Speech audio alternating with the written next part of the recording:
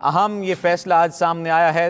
Chief justice Lahore high court की सरबराही में इंतजामी committee का इजलास हुआ। 7 सीनियर जज साहिबान ने शिरकत की।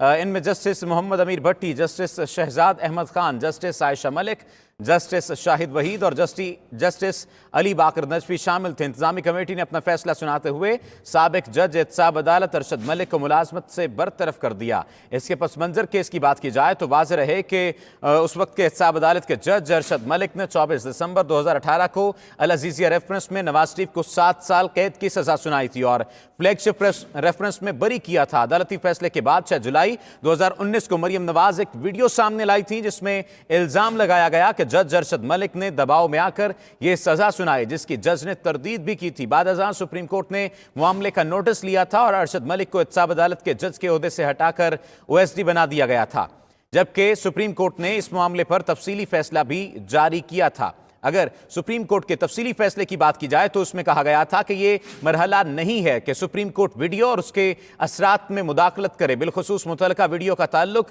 इस्लामाबाद में ज़ेरे इल्तवा अपील से है। उस वक्त की अपील को ज़ेरे नज़र रखा गया था। फैसले में उस वक्त ये बात भी कही गई थी कि वीडियो लीक्स के मामले पर FIA ने तफ्तीश शुरू कर दी है। सुप्रीम कोर्ट के फैसले में यह बात भी कही गई थी कि मामले की तहकीकात पर हुकूमत या अदालत की तरफ से किसी कमीशन के क़याम की राय का कोई फायदा नहीं है। फैसले में यह लिखा गया कि जज अरशद मलिक ने नवाज शरीफ के खिलाफ फैसला दिया। अरशद मलिक लाहौर हाई कोर्ट के मातहत हैं, जो डेपुटेशन पर इस्लामाबाद हाई कोर्ट के मातहत एहतसाब अदालत नंबर 2 में तैनात हुए थे। सोहेल इकबाल भट्टी हमारे साथ मौजूद हैं। सोहेल इकबाल भट्टी, आज का फैसला अहम फैसला है और पाकिस्तान मुस्लिम लीग नून तो ये बात कहती हुई नजर आती है कि अल्लाह ताला के हुजूर सर्वसुजूद हैं कि उसने मुल्क कौम की मुखलिसाना खिदमत करने वाले मोहम्मद नवाज शरीफ की बेगुनाही को साबित कर दिया। क्या इससे बेगुनाही साबित होती है नवाज शरीफ की, और आइंदा आने वाले दिनों में इस फैसले के क्या असरात देखते हैं आप? देखिए, अगरचे के जज अरशद मलिक के कंडक्ट ने उस फैसले को, जो कि मुल्की तरीके का बहुत बड़ा केस था, करप्शन का मामला था जिसकी वो समाअत कर रहे थे, जो उनका इक़दाम था, और उसके बाद जिस तरीके के साथ उन्होंने दौरान समाअत मुस्लिम लीग नून की कुछ शख्सियात से मुलाकातों का सिलसिला जारी रखा और बाद में भी मुलाकातें की, और उसके बाद जो डिस्क्लोजर हुआ उसने यकीनी तौर के ऊपर इस फैसले पर सवालात तो उठाए हैं, लेकिन आप ये नहीं कह सकते कि इस फैसले की अब कोई वक़्त नहीं रही और हम बरी हो गए, हम बरी ज़िम्मा हो गए। क्योंकि अगर एक जानिब जब मरियम नवाज साहिबा ने प्रेस कॉन्फ्रेंस की थी इस वीडियो से मुतल्लिक, वीडियो स्कैंडल से मुतल्लिक, तो सवालात उस वक्त भी उठे थे कि किस तरीके के साथ जो इल्जामात उनके जज अरशद मलिक पर आयद किए गए हैं उनकी तहकीकात होना भी बाकी है। क्या उन्होंने वाकई ही शवाहिद को बसे पुश डालते हुए सिर्फ धमकियों की रोशनी में ये फैसला दिया, या उन्होंने फैसले के अंदर जो कुछ, दूसरी जानिब ये सवाल भी उठता था कि उन्होंने उस फैसले के अंदर कुछ फ्लेक्सिबिलिटी शो किया, कुछ रियायत दी है, तो क्या फिर ये वजह थी कि उस वक्त कुछ लोग उनसे राब्ते में थे? चूंकि सबसे बड़े संगीन सवालात जो वीडियो स्कैंडल सामने आने के बाद उठे थे कि जज अरशद मलिक साहब को लगवाया ही इसी मकसद के लिए गया था मुस्लिम लीग नून की कुछ अहम शख्सियात की जानिब से कि ये केस एहतसाब अदालत में आना था। तो ये देख सकते ही फिर ये चीज़ मुतनाज़ा हो जाती है और उसके बाद फिर उनको FIA जिस मामले की इंक्वायरी कर रहा है कि उनको बराइब किया गया, बैरून मुल्क मुलाकातें हुई, तो वो सारा मामला ऐसा है कि जिसकी इंक्वायरी अभी FIA कर रही है। तो ये FIA इंक्वायरी कर रही है। सोहेल इकबाल भट्टी हमारे साथ रहिएगा। माहिर कानून अजहर सिद्दीक साहब ने हमें ज्वाइन किया है। बहुत शुक्रिया अजहर सिद्दीक साहब आपके वक्त का। कहिएगा, आज इंतजामी कमेटी का इजलास हुआ जिसमें 7 सीनियर जज साहिबान ने शिरकत करते हुए साबिक जज एहतसाब अदालत अरशद मलिक को मुलाजमत से बरतरफ कर दिया है। कानून की नज़र से इस फैसले को किस तरह से देखते हैं आप और इसके असरात को किस तरह से देखते हैं? देखिए जी, पहली तो बात जरा क्लैरिटी के साथ कह दूं, बरतरफी हो गई है, आगे अपील का हक है, उनके पास जो राइट है। नवाज शरीफ साहब की सजा के ऊपर किसी तरह से भी अमल दखल इस कॉन्टेक्स्ट में नहीं है। शहादतों के ऊपर सजा हुई है, शहादतें अवेलेबल है। अब उन्होंने मिलना या बाद में मिलना, जो मर्जी हम कर लें, उसके अंदर चीज़ें बड़ी क्लैरिटी के साथ आ गई हैं। एविडेंस मौजूद है, जिस तरह जायदादें बनाई गई, ट्रेल मौजूद नहीं है। ट्रेल जब मौजूद नहीं है तो वो सजाएं तो कैसी, अब मिसाल के तौर पर यानी इसको दोबारा अगर हम अपील के अंदर मामला पेंडिंग पड़े हैं तो अपील के अंदर भी इसका असर इसलिए नहीं पड़ सकता कि जब तक आप शहादतों के ऊपर क्वेश्चन आए, शहादतों पे तो सवाल नहीं उठाए। अब मैं तो ये कहूँगा कि उन्होंने उनका फायदा देकर सजा कम दे दी।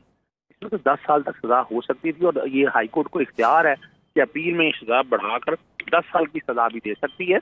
इनके बरतरफी का नवाज शरीफ के केस पे किसी तरह का भी कोई असर ना पड़ सकता है, ना पड़ेगा। جہاں حتیٰ کہ جب تک وہ شہادتوں پہ سوال نہ اٹھائے. اچھا اظہر صدیق صاحب، پاکستان مسلم لیگ نون کے ٹویٹر ہینڈل سے یہ ٹویٹ کیا گیا ہے کہ اللہ تعالیٰ کا شکر ہے کہ نواز شریف کی بے گناہی کو اس نے ثابت کیا ہے اور جج ارشد ملک کی برطرفی اس بات کا ثبوت ہے. سیاسی نقطہ نظر سے کیا دیکھتے ہیں؟ یہ اس قسم کا ٹویٹ یا اس قسم کی بات کیا صرف فیس سیونگ ہے؟ یہ دیکھیں، یہ توہین عدالت ہے. آپ اس کو کیسے کہہ دیں؟ نواز شریف کی برطرف، نواز شریف کے اوپر بے گناہی کہاں ثابت ہوئی ہے؟ نواز شریف کی اپیل پینڈنگ ہے. یہ جج صاحب نے جو بعد میں جا کے مختلف لوگوں سے ملتے رہے اور نواز شریف صاحب اسے برائب کرنے کی کوشش کرتے رہے، ان کے بچے انہیں برائب کرنے کی کوشش کرتے رہے، انہیں ٹریپ کی کوشش کرتے رہے، اس سے اس کا کیس کا تعلق نہیں ہے. یہ جو میں سمجھتا ہوں، یہ جو ٹویٹ کیا ہے، یہ ٹویٹ کی توہین عدالت کے زمرے میں آتا ہے. سزائیں جب تک ہائی کورٹ یا سپریم کورٹ سسپینڈ نہیں کرتی یا سیٹ اسائڈ نہیں کرتی، وہ سزائیں اپنے وجود سے ختم نہیں ہو سکتی. یہ کوشش کر رہے ہیں پولیٹیکلی بیوقوف بنانے کی لوگوں کو. اور آپ نے یہی دیکھا ہے، شاید رضوان باسی بھی آج عدالتوں میں آیا، کہنے لگا میرے خلاف بھائی آپ باقاعدہ آپ کو زیر حراست رہے، آپ کو ضمانت ملی، ریفرنس فائل ہوگا، اس میں جب تک شہادتیں نہیں ہوں گے تب تک تو آپ لوگ نہیں ہے نا. صرف یہ نہیں جیسے رانا ثناء اللہ کے جناب میں ویڈیو کا بڑا شو ڈالتے رہے، یہ لوگ بڑے چالاکی کے ساتھ پردے جرم عائد نہیں ہوتے، کیس کو ڈیلے کرتے ہیں. یہ سپریم کورٹ کا کریڈٹ جاتا ہے کہ انہوں نے بڑی تیزی سے ٹرائل کنکلوڈ کرایا. ٹرائل کنکلوڈ ہونے کے بعد سزائیں سنائی، اور سنائے میں شہادتیں موجود ہیں. آپ کے پاس منی ٹریل نہیں ہے. اب جب منی ٹریل نہیں ہے، جو مرضی جج کو جس طرح مرضی آپ کہتے رہے ہیں، کام آدمی بیٹھا ہو، یعنی اس کی جگہ کوئی دوسرا جج ہے. جیسے میں نے کہا، اگر یہ ہائی کورٹ میں یہ بڑا بہترین کیس ہے کہ اس کی سزا بڑھائی جا سکتی ہے، اس کا جج کے ملنے سے اور اس سے کوئی فرق نہیں پڑتا. یہ ان کا ذاتی کنڈکٹ تھا، گھر میں ملنا، باہر ملنا، جیسا بھی ہے، اس کا اس کیس سے تعلق کوئی نہیں ہے. یعنی یہ جو سیاسی طور پر اپنانے کی کوشش کیجیے اور عوام کو گمراہ کر رہے ہیں بتا کر، یعنی یہ تو ہے، یعنی جتنے 66-67 جو پولیٹیکل لیڈر ہیں، یہ قوم کو بیوقوف بنا رہے ہیں ان چیزوں کے اندر. آپ کو قانون کے مطابق چلنا، اور قانون نے طریقہ کار واضح دے دیا اور اس کے مطابق. اظہر صدیق صاحب ہمارے ساتھ رہیے گا. راجہ عامر نے ہمیں جوائن کیا ہے، سابق پروسیکیوٹر نیب ہیں. راجہ عامر عباس صاحب، آج کا یہ فیصلہ اہم فیصلہ گردانا جا رہا ہے. اس فیصلے کو کس نقطہ نظر سے دیکھتے ہیں؟ اور عدالت کی اگر بات کی جائے، عدالتی حرمت کی بات کی جائے، تو اس فیصلے کے کس طرح کے اثرات سامنے آئیں گے؟ دیکھیے، یہ وہ فیصلہ ہے کہ جب سپریم کورٹ نے اس کا نوٹس لیا تھا اور سپریم کورٹ نے کہا تھا کہ ہمیں آج بہت شرمندگی ہو رہی ہے، کہ پوری جوڈیشری شرمندہ ہو رہی ہے کہ ہمارے ایک آفیسر نے اس قسم کی حرکات کی، کہ جو ہمارا کوڈ آف کانڈکٹ ہے یا ایک جج کو جس انداز میں بیہیو کرنا چاہیے اور اس کی جو طریقہ کار ہے اس سے ہٹ کے ارشد ملک صاحب نے جو طریقہ کار اپنایا تھا، تو اس پہ کافی میں سمجھتا ہوں آلریڈی ڈیلے ہو چکا تھا. یہ فیصلہ بہت پہلے آ جانا چاہیے کہ اس قسم کا جوڈیشل آفیسر ایک کلنک کا ٹیکا ہوتا ہے، جو باقی جوڈیشل آفیسرز کے لیے بھی باعث سے ایک شرمندگی ہوتا ہے. تو ان کے جو اپنے ایڈمیشنز تھے، انہوں نے خود جو اپنا ایفیڈیوٹ میں مان لیا تھا، سب کچھ انہوں نے مانا تھا کہ اس انداز میں گیا. پھر ان کی وہ ایک اور نازیبا ویڈیو بھی تھی، اور جج اگر اس قسم کی نازیبا ویڈیو میں انوالو ہو تو بالکل یہ بہت اچھا فیصلہ ہوا ہے. اور اس فیصلے کا ٹوٹل تعلق ان کے جو جوڈیشل فیصلے ہیں ان سے نہیں ہے، لیکن ان کی ذاتی کنڈکٹ اور ایک جج کو کس انداز میں بیہیو کرنا چاہیے اس کی حد تک ہے. کیونکہ یہ جو ابھی کہا جا رہا ہے کہ جی وہ مسلم لیگ نون یا دوسرے، یہ تمام واقعات وہ ہیں کہ جو فیصلہ آنے کے بعد ہوئے.